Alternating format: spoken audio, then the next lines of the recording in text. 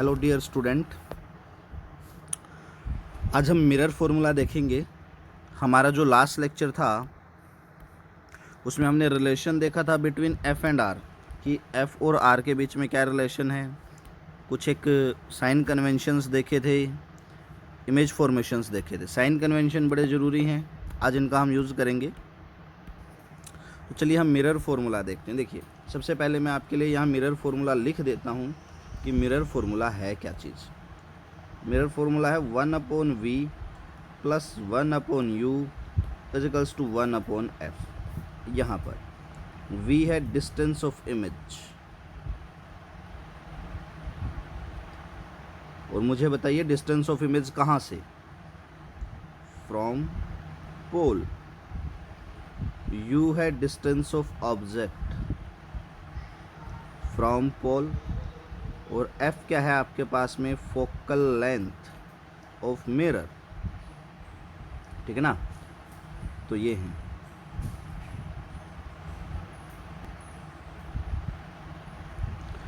तो देखिए, अभी हमें इन्हें प्रूव करना है। चलिए ज़रा देखते हैं। यहाँ पर मेरे पास में एक रे डायग्राम है, और ये आपके पास में कौन सा मिरर है आप देखेंगे। यहाँ पर ये जो लाइन है मेरी, मैं डॉटेड कर देता हूँ, आप समझ गए होंगे ये कनकेव मिरर है। यहाँ पर I फॉर इमेज है, तो पोल से लेकर के I तक की value V they the. O for object है, पोल से लेकर के ऑब्जेक्ट तक की वैल्यू U दे दी है। C सेंटर है, तो पोल से C तक की वैल्यू हमारी क्या हो जाएगी, R हो जाएगी। अब देखो, हमें क्या चाहिए यहाँ पर, V, U और F चाहिए। F तो है नहीं, R है, मुझे पता है F बराबर R/2 होता है। तो अब मुझे क्या चाहिए, मुझे कोई ना कोई ऐसा सिस्टम चाहिए, कोई ना कोई ऐसा मतलब रिलेशन चाहिए जो इन तीनों को रिलेट करवाए। यहाँ पर अगर मैं देखता हूँ, हमें पता है सबसे पहली और ज़रूरी बात, हम पैरेक्सियल ऑप्टिक्स पढ़ रहे हैं, ध्यान रखना, वेरी वेरी स्मॉल एंगल्स हैं। अब हमें क्या पता, देखिए हमें पता है कि यहाँ पर ये मेरा जो होगा, ये मेरी V है, और ये मेरी एक राइट एंगल ट्रायंगल बन रही है। ठीक है ना, और राइट एंगल ट्रायंगल में मैं लिख देता हूँ, in triangle PIB tangent gamma angle है equals to perpendicular PB upon में बेस IP। नियरली इक्वल क्या हो जाएगा, हाँ ठीक है, नियरली इक्वल V के हो जाएगा। चलो बाद में देखेंगे वैल्यूज को। ओके, अब मुझे क्या चाहिए, मुझे U चाहिए तो मुझे ये पूरी ट्रायंगल लेनी पड़ेगी। मेंशन कर देता हूँ मैं तुम्हारे लिए। देखो ये ट्रायंगल, ये वाली, यहाँ से ये, फिर ये और फिर ये। अब अगर आप इस ट्रायंगल में देखेंगे तो इस ट्रायंगल में क्या है, मैं लिख देता हूँ यहाँ पर, in triangle BOP tangent alpha equals to perpendicular upon में बेस। ठीक है, अब मुझे क्या चाहिए, इसी तरह से सिमिलरली अब आप इजीली निकाल सकते हो किसको, बीटा के लिए। ट्रायंगल में मैं कह देता हूँ, in triangle BCP tangent beta equals to perpendicular BP divided by base क्या आ जाएगा, IP। नो, बीटा है CP, सॉरी, तो बेस आपके पास में आ जाएगा CP। ठीक है ना। अब देखो, मेरे पास में अगर आप यहाँ पर देखें तो मेरे पास में देखो, गामा की वैल्यू आ गई, अल्फ़ा की वैल्यू आ गई, बीटा की वैल्यू आ गई, बट मुझे कोई ना कोई ऐसा मेथड चाहिए जिससे मैं इन तीनों को रिलेट करवा सकूँ। ओके, अब रिलेट अगर मैं करवाना चाहता हूँ, देखो अल्फ़ा और बीटा को, तो मैं यहाँ देखो इस ट्रायंगल को देख सकता हूँ। ये ट्रायंगल रही, यहाँ से यहाँ तक गए और ये आ गए। अब इस ट्रायंगल में क्या है, बीटा मेरा एक्सटीरियर एंगल है, अल्फ़ा और थीटा इंटीरियर एंगल है, और मुझे पता है exterior angle sum of to interior angles होता है। तो यहाँ से मेरे पास में एक रिलेशन आ गया कि मेरा जो बीटा है वो इक्वल हो जाएगा अल्फ़ा प्लस थीटा के। नेक्स्ट देखते हैं, देखिए अब इसी तरह से गामा मेरा किसके बराबर हो जाएगा, बीटा प्लस थीटा के। तो गामा मेरा बराबर हो गया बीटा प्लस थीटा के। मुझे तो अल्फ़ा बीटा गामा चाहिए, तो क्यों ना इस ऊपर वाली इक्वेशन से थीटा की वैल्यू मैं निकाल लूँ, क्या आ जाएगी, बीटा माइनस अल्फ़ा, यहाँ पुट कर दूँ तो gamma is equals to beta plus beta minus alpha, alpha इधर ले आया, gamma plus alpha is equals to क्या आ गया मेरा 2 बीटा के। अब for paraxial optics angles are very very small, तो टेंजेंट गामा नियरली इक्वल किसके, गामा के, टेंजेंट अल्फा नियरली इक्वल किसके, अल्फा के, टेंजेंट बीटा नियरली इक्वल किसके, बीटा के। तो मैं गामा अल्फा और बीटा की वैल्यूज रख सकता हूँ, गामा की वैल्यू रख देता हूँ B P by I P, तो गामा आ जाएगा बी पी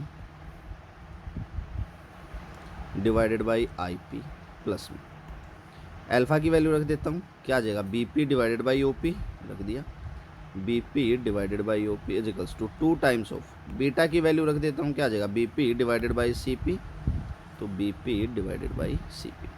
यहाँ देखिए बी पी से आपका बी पी कैंसिल आउट हो जाएगा, क्या आ जाएगा 1 अपॉन में आई पी प्लस 1 अपॉन में O P, is it O P, yes O P is equals to 2 upon में सी पी। अब देखते हैं, चलो देखो आई से लेकर के पी तक की वैल्यू क्या है, आई से पी तक की वैल्यू तो मेरी वी है, तो 1 अपॉन में वी रख सकता हूँ, यहाँ पर साइन कन्वेंशन रखेंगे, अभी ध्यान रखना, एक बार वैल्यूज रख देता हूँ। फिर नेक्स्ट क्या है मेरी ओ से पी तक की वैल्यू, ओ से पी तक की वैल्यू तो यू है, यू रख दिया मैंने, इक्वल्स टू 2 अपॉन में सी से पी तक की वैल्यू क्या है, आर है, यहाँ बीच में प्लस साइन है, चलो अब साइन कन्वेंशन रखते हैं।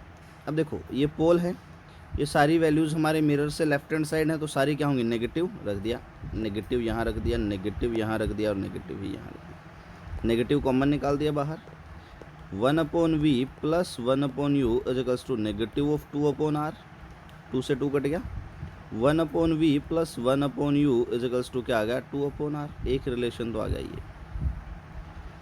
अब मुझे पता है 1 upon F is equals to 2 upon R होता है, बिकॉज नहीं ध्यान है तो यहाँ देखिए कल ही निकाला था, ये रहा, तो रख सकता हूँ मैं यहाँ पर, तो मेरे पास क्या आ जाएगा 1 upon V plus 1 upon U is equals to 1 upon F, मेरा मिरर फॉर्मूला आ जाएगा, ठीक है ना। तो इस तरह से हम लोग मिरर फॉर्मूले को डिराइव कर सकते हैं, किसी भी कम्बिनेशन के लिए एग्जामिनर पूछ सकता है, आप उसी कम्बिनेशन के लिए डिराइव कर सकते हैं, ठीक है। ध्यान रखना पैरेक्सियल ऑप्टिक्स पढ़ रहे हैं, तो ये थिन के केस में इम्प्लीमेंट होते हैं लगभग सारे फॉर्मूले।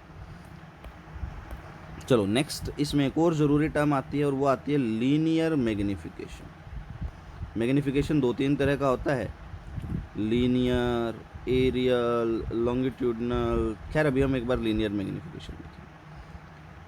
तो what is linear magnification, it is the ratio of height of image to the height of object. Height of image और हाइट ऑफ ऑब्जेक्ट का रेशियो जो है वो आपका लीनियर मैग्नीफिकेशन होता है, ठीक है।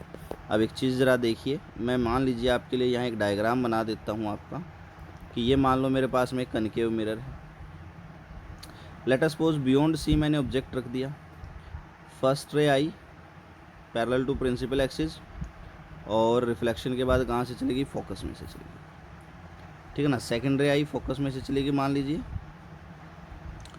और रिफ्लेक्शन के बाद आपकी कहाँ से चली जाएगी, रिफ्लेक्शन के बाद ये आपकी चली जाएगी ना, सॉरी पैरेलल हो जाएगी, ठीक है ना।